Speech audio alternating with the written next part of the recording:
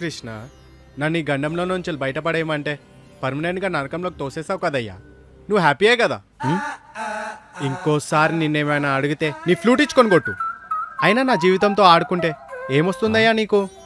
ఎవరితో మాట్లాడుతున్నాడు వీడు? మా జీవితాలని కష్టాలనే రోకలతో దంచుతూనే ఉంటావా? దంచవయ్యా, దంచు.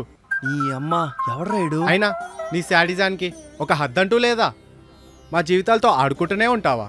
సరే ఆడుకోవయ్యా, ఆడుకో. కానీ ఒకటి మాత్రం గుర్తుపెట్టుకో కృష్ణ, ఆ? కృష్ణానా? నా లైఫ్ని ఎలా సెట్ చేసుకోవాలో నాకు తెలుసు. సెట్ చేసుకొని చూపిస్తా.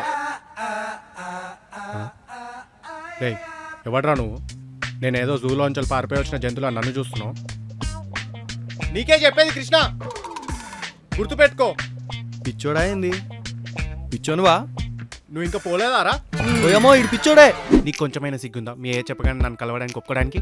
మా అయ్య చెప్పిండు, మా అయ్య కాలు పట్టుకుని ఉంటా కదా, వెన్నెల్ని కలవాలనుంది, వెన్నెల్ని చూడాలనుందని చెప్పి అందుకే వచ్చిన. లేదంటే నీ ముఖం చూడడానికి, నీతో మాట్లాడడానికి, ఇదిగో ఇంత డిస్కషన్ పెట్టడానికి నాకు అసలు ఇంట్రెస్టే లేదు. నీకు అసలు బేసిక్ కామన్ సెన్స్ అనేదే లేదా? ఎవడు ఏది చెప్తా నమ్మేయడమేనా? ఎడిటోర్ పాయింట్ ఆఫ్ వ్యూలో ఒకసారైనా ఆలోచించవచ్చు కదా. నాకు నీ పాయింట్ ఆఫ్ వ్యూతో అవసరం లేదు.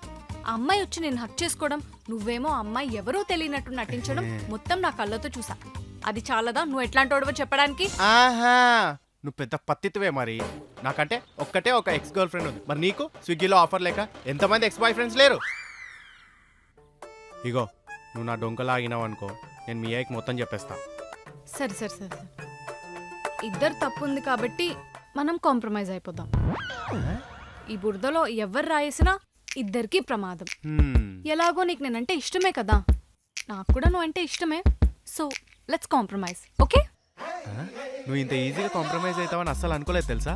ఆగాగాగు, బట్ ఆన్ వన్ కండిషన్. ఏంటా కండిషన్? నువ్వు నాకు ఒక ప్రామిస్ చేయాలి. ఏమని ప్రామిస్ చేయాలి?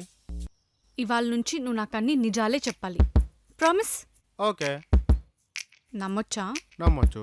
నీకు టోటల్ ఎంతమంది ఎక్స్ గర్ల్ ఫ్రెండ్స్ ఉన్నారు? ఒక్కలే, జాను ఒక్కతే. నిజంగా? నిజం. ఓకే, నేను నీకు ఒక విషయం చెప్పడం మర్చిపోయాను. మన లవ్ స్టోరీ అందరి లవ్ స్టోరీస్ లా ఉండదు, కొంచెం యూనిక్ గా ప్లాన్ చేశా. ఓ, బాగా క్రేజీగా ప్లాన్ చేసావు అనమాట. అండ్ మన లవ్ స్టోరీలో టోటల్ 6 లెవెల్స్ ఉంటాయి. Okay okay. నీ responsibility, sincerity and honesty towards love and relationship బట్టి ఒక్కో లెవెల్ అన్లాక్ చేస్తా. ఓకే. అందులో కొన్ని బంపర్ ఆఫర్స్ కూడా ఉంటాయి. బంపర్ ఆఫర్సా? ఎలాంటి బంపర్ ఆఫర్స్?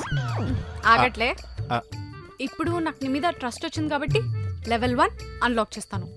Okay okay. బా ఏంటన్నా? ఏం లేదమ్మా, ఆకాష్ నిన్ను 6:00 రెడీగా ఉండమన్నాడు. వీడేంట్రా బాబు నన్ను ఇలా తగులుకుంటాడు.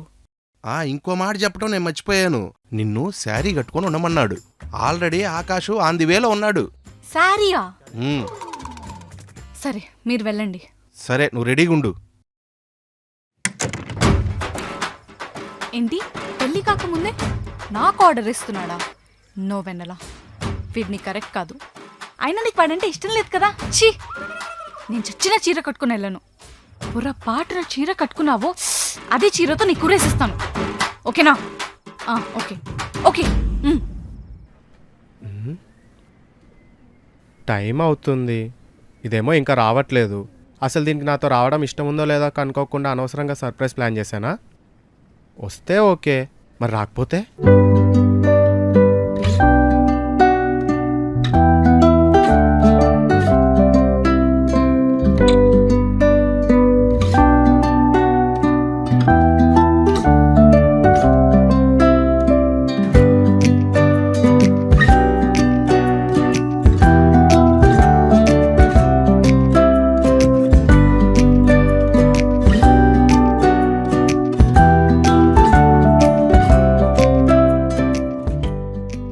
హలో,